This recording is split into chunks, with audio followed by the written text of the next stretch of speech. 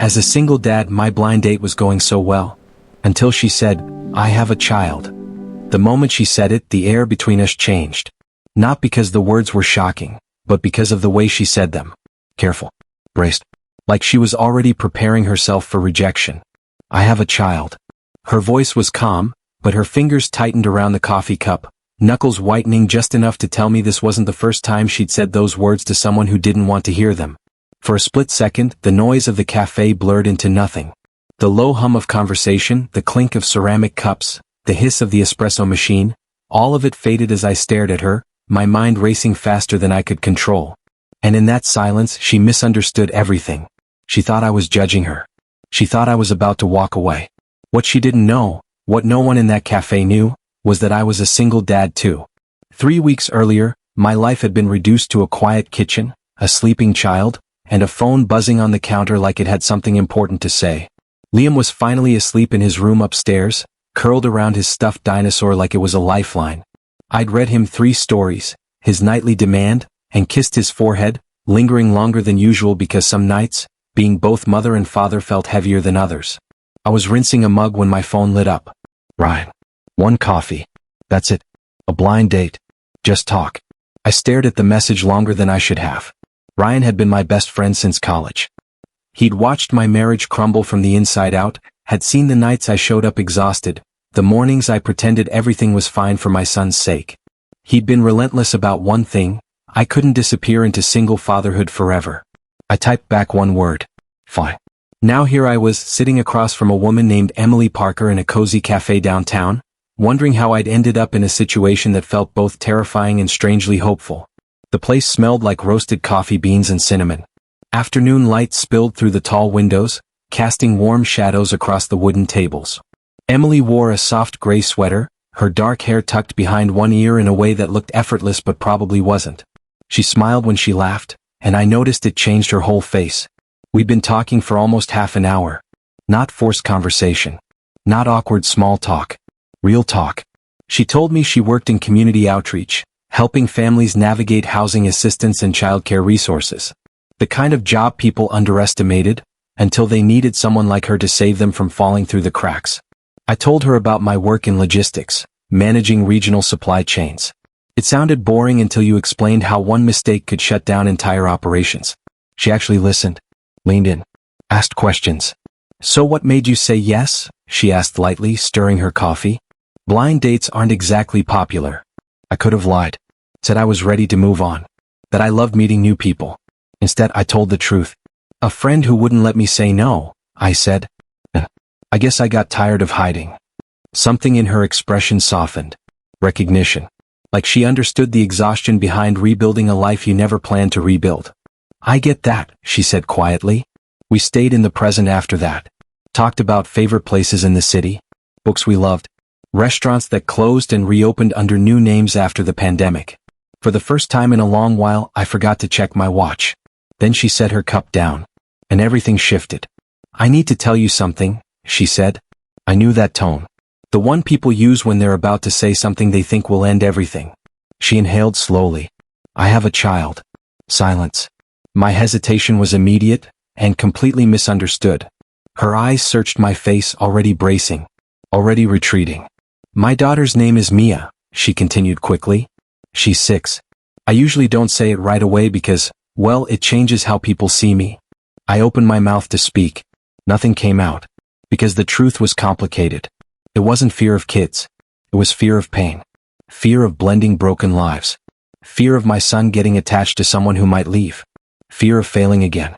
The pause stretched too long. I watched her shoulders straighten, her guard snapping into place like armor. "If that's a problem," she said, reaching for her purse, "I'd rather you say it now." That's when I cut in. "I'm not leaving." She froze. "I just needed a second," I added, softer now. "Because I have a child too." Her eyes widened. "My son's name is Liam," I said. "He's 8. His mom left a year ago. Said she needed to find herself." Emily didn't speak, but the tension in her body eased just enough to tell me she understood. "So when you said you have a child," I continued, "I wasn't judging you. I was wondering if I'm strong enough to do this right." For a moment she looked like she might cry. Instead she nodded. "I get it," she whispered. We sat there in a silence that felt safe. Then she smiled. Small. Real. Tell me about Liam. And for the first time in a year, I felt something open inside my chest. We were laughing, really laughing, when the cafe door opened. Emily went rigid. Her color drained so fast it scared me. I followed her gaze. A man stood just inside the entrance, tall and confident in the way only someone who'd never taken responsibility could be. His eyes locked onto Emily immediately, and his mouth curled into a knowing smile. "Oh no," she whispered. "Who's that?" I asked quietly. "My ex," she said. "Mia's father." He walked toward us like he owned the place. And that was the moment I realized this date, this fragile beginning, was about to turn into something much bigger. He mocked her for being a single mother, not knowing who he was sitting across from. The man stopped beside our table like he'd planned it. Not hesitating. Not asking. Just standing there looming, his presence heavy and invasive as if Emily's space, and her peace, were still something he owned. "Emily," he said, smiling in a way that never reached his eyes. "Didn't expect to see you here." Her jaw tightened. She didn't smile back. "What do you want, Jason?" she asked quietly. I felt it then, the shift. The way her shoulders stiffened, the way her hands curled inward. This wasn't just an ex. This was someone who'd learned exactly how to make her feel small. Jason's gaze slid to me, slow and deliberate. He looked me up and down, assessing, like he'd already decided I wasn't worth much. "And who's this?" he asked, amused. "Another one?" Emily's face flushed. "That's none of your business." Jason laughed, a low, dismissive sound that drew a few glances from nearby tables. "Relax," he said. "I'm just surprised. You usually don't last long once you tell them about the kid." Something inside my chest hardened. I hadn't said a word yet, but I was done staying quiet. "That's enough," I said calmly. Jason turned fully toward me now, eyebrow raised. "Excuse me?" I said. "That's enough," I repeated. "You don't get to talk to her like that." He snorted. "Buddy, you don't know what you're signing up for.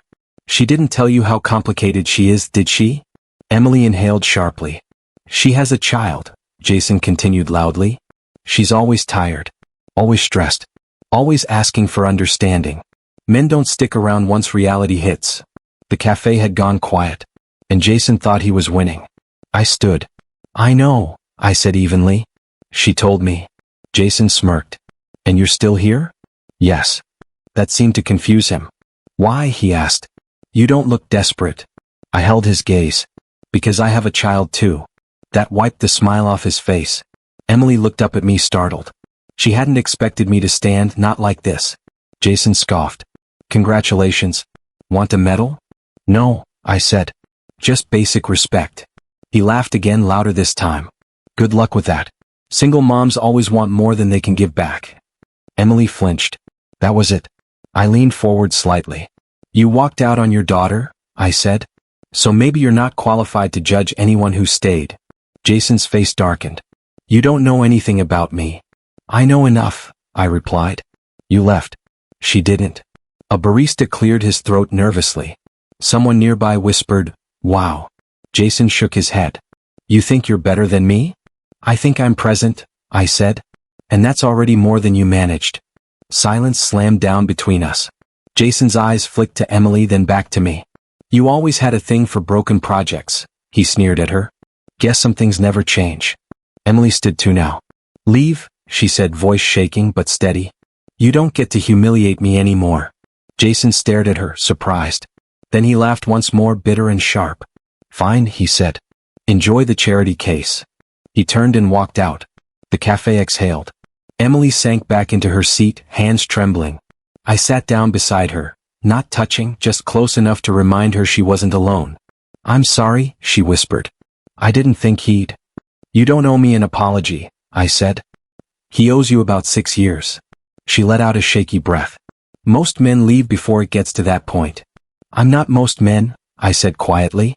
She looked at me then, really looked, and for the first time since Jason walked in, her eyes softened. But the damage lingered. We finished our coffee in quieter tones. The spark was still there, but now it was wrapped in caution. Pain had a way of doing that. Outside, the sky had darkened. Evening traffic hummed. "I should go," Emily said finally. "Mia's with my sister tonight, but it's been a long day. Can I walk you out?" I asked. She nodded. At the door, she hesitated. You didn't have to stand up for me, she said. Most people don't. I wanted to, I replied. I meant what I said. I'm willing to try. Her smile was sad but hopeful. Then maybe, she said, we both are. She left. And I stood there, unaware that someone had been watching the entire exchange. Someone who would change everything. He thought he'd won? Until the truth about her came out. I didn't sleep much that night. Liam had crawled into my bed around midnight after a bad dream, his small hand clutching my shirt like an anchor. I stared at the ceiling long after his breathing evened out, replaying the cafe scene over and over again. Jason's voice. Emily's flinch. The way she'd learned to brace herself for humiliation like it was normal. By morning, I knew one thing for certain. This wasn't just about a bad date or an awkward ex. It was about how easily people judged someone the moment they heard the word single mother. 2 days passed before Emily texted me. Emily, I've been thinking about the other day. Thank you, for everything. I stared at the message longer than necessary before replying. Me. Anytime. Want to try again? No cafes with surprise guests. Pause. Then. Emily. Dinner. My place. If you're okay meeting Mia. My heart pounded. I typed back before fear could stop me. I like that. Her apartment was modest but warm. Framed drawings covered the fridge, stick figures, rainbows, a crooked house labeled M plus me. Mia peeked out from behind Emily's leg when we arrived, her big eyes curious but cautious. This is Ethan, Emily said gently. The friend I told you about. Mia studied me, then my son. Is he your kid? She asked bluntly. Liam nodded. Yeah. She smiled. Just like that. Kids always knew. Dinner was spaghetti, slightly overcooked and perfect anyway. The kids laughed. Emily relaxed. I found myself washing dishes like I'd always belonged there. For a few hours life felt normal. Then the knock came. Emily froze. I knew that knock. Jason. She hadn't invited him. I could tell from the panic flickering across her face. I'll get it, I said quietly. I opened the door to find him smirking, holding a toy bag. I'm here to see my daughter, he said. Court order. Emily stepped forward. You were supposed to come tomorrow? He shrugged. Schedules change. His eyes flicked to me. Still here, huh? Before I could answer, Mia ran up. Daddy? Jason crouched, putting on a show. Hey, princess. And just like that, the air shifted again. Jason didn't ask about school. Didn't ask about dinner. He barely acknowledged his daughter once he'd established his presence. Instead, he turned to me. So, he said loud enough for everyone to hear. You moving in already? Guess desperation likes company. Emily snapped. Enough. He laughed. Relax.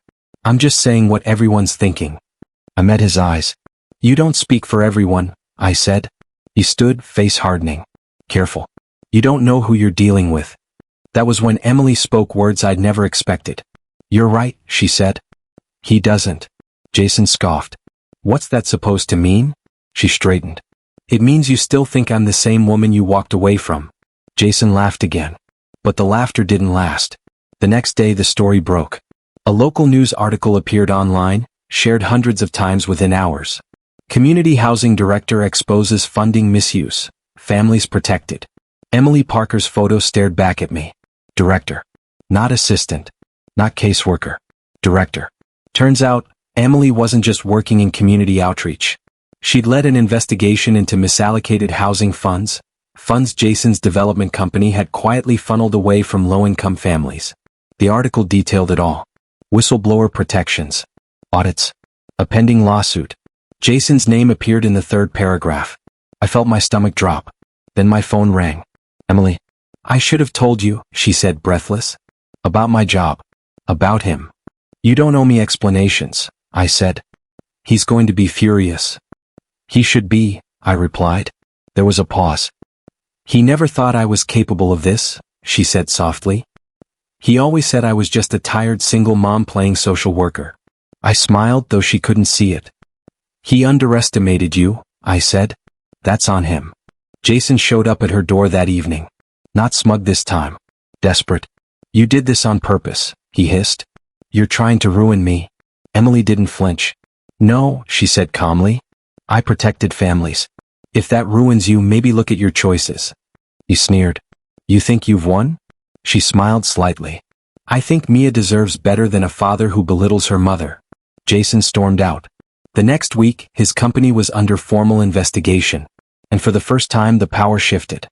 The day he tried to take her child, and lost everything, Jason didn't back down. Men like him never do, not when their pride is wounded, not when their image starts to crack. Instead of reflecting, instead of taking responsibility, he did what he'd always done when he felt cornered. He went after the one thing he thought could still control Emily. Mia. The notice arrived on a Tuesday morning, slipped under Emily's door like a threat disguised as paperwork. A custody modification request. Jason was demanding full custody. Emily's hands shook as she read it, her breath coming shallow and fast. I found her sitting on the edge of the couch, staring at the papers like they might explode if she touched them again. He's doing this because of the investigation, she said, voice barely above a whisper. He knows he's losing. And he thinks this will hurt you enough to make you stop, I said. She nodded. I've done everything right, she said. Every school meeting. Every doctor appointment. Every sleepless night. And now he wants to erase me. I sat beside her, close but not crowding. He won't, I said. Not this time. The courtroom was cold. Jason arrived in an expensive suit, confidence pasted onto his face like armor. His lawyer whispered something in his ear and he nodded, smug. Emily walked in holding Mia's hand. She didn't look afraid. She looked resolved. The judge listened as Jason's attorney painted a picture of a financially unstable single mother, who was emotionally overwhelmed and overextended. I clenched my fist. Then Emily's lawyer stood. And everything changed. She presented school records, medical histories, community testimonials, emails, voicemails, proof of Jason missing visits, proof of manipulation, proof of him using Mia as leverage during the investigation. Then came the bombshell. Jason's company accounts, frozen, ongoing audits, and a formal ethics violation tied directly to his attempt to pressure Emily into withdrawing her report. The judge leaned forward. Mr. Hayes, she said calmly, this court does not reward retaliation. Jason's confidence evaporated. Emily was asked to speak. She stood, steady and clear. I never wanted to take Mia away from her father, she said. I just wanted her to grow up seeing respect modeled, not cruelty. Silence. The ruling was swift. Primary custody remained with Emily. Jason's visitation was suspended pending investigation. Mia squeezed her mother's hand. Jason didn't look at them as he left. Outside the courthouse, cameras waited. Emily didn't stop walking. She didn't need to speak. Justice had spoken loudly enough. That night the kids slept over at my place. Liam and Mia built a blanket fort in the living room, whispering secrets like they'd known each other forever. Emily sat beside me on the couch, exhaustion finally catching up to her. I was so scared, she admitted. You didn't show it, I said. She smiled faintly. I've had practice. I reached for her hand. This time she didn't pull away. Weeks passed. Jason's downfall unfolded publicly. Headlines followed. Lawsuits mounted. The same people who once dismissed Emily now praised her integrity. But the most powerful change wasn't public. It was quiet. It was Mia laughing freely again. It was Emily sleeping through the night. It was two children finding safety in a shared home. One evening, Emily looked at me and said something I'll never forget. You stayed, she said. When it got messy. I shrugged. I told you I would. She smiled, real this time. He lost everything, and she finally gained the life she deserved. Jason disappeared quietly. No dramatic apology. No public redemption arc. Just silence. His company dissolved under legal pressure. Contracts were terminated. Former partners distanced themselves. The man who once walked into a cafe laughing at a single mother now couldn't walk into a room without people whispering. But Emily didn't celebrate his fall. She focused on what mattered. Mia. And rebuilding a life that had never truly been broken, only burdened. Spring arrived slowly, like it wasn't sure it was welcome. On a Saturday morning, Emily stood in my kitchen watching Liam and Mia argue over pancake shapes. The sunlight poured through the window, catching in her hair, and for a moment the past felt far away. Do you ever think about how close you were to walking out that first day? She asked softly. I smiled. Every day. She shook her head. Most people would have. I know, I said. That's why I didn't. She looked at me then, not guarded, not braced, but open. Thank you, she said, for seeing me before the label. Single mother. Complicated. Too much. Words people had used to shrink her. I never saw you as a label, I replied. I saw someone who stayed. Months later, Emily was promoted. Her work protecting families became a model program across the state. She stood on a stage accepting recognition, not as a victim, not as a charity case, but as a leader. Mia watched from the front row. So did Liam. And so did I. When Emily stepped down, she found me waiting. "You okay?" I asked. She laughed softly. "I used to think success would feel louder." "It's quieter," I said. "But heavier, in a good way." She nodded. "Jason tried to reach out once. A text. Short. Empty. 'We need to talk.' Emily deleted it without replying. Some doors don't deserve reopening. That summer we moved. Not into something rushed or reckless, but into something intentional. A home with a backyard big enough for forts and scraped knees. A place where bedtime stories happened in stereo. A place where laughter replaced fear. One night after the kids were asleep, Emily sat beside me on the porch. "You know," she said, "I thought saying, 'I have a child,' would always be the moment people left." I took her hand. It was the moment I stayed. She leaned her head on my shoulder. "Years from now, our kids won't remember courtrooms or cafe confrontations. They'll remember safety. They'll remember respect. They'll remember watching adults choose kindness over cruelty. And maybe, just maybe, they'll grow up never believing that being a single parent makes someone less. Because they'll know the truth. It makes them stronger."